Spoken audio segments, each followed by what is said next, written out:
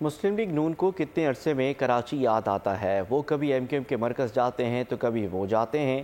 یہ سب انتخابات سے پہلے فرینڈلی فائر کرتے ہیں، پھر آپس میں سب مل جاتے ہیں۔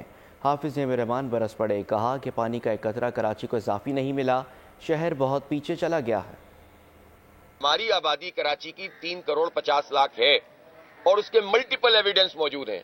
اب اگر M Q M, Peoples Party اور نون لیگ نے مل کر کراچی کی آبادی 1 کروڑ 47 لاکھ کم کر دی، ہم پر چھرا گھونپا ہے نا ایک طرح سے کراچی پر، جس سے ہماری 9 قومی اسمبلی کی اور 17 صوبائی اسمبلی کی سیٹیں کم ہو گئیں۔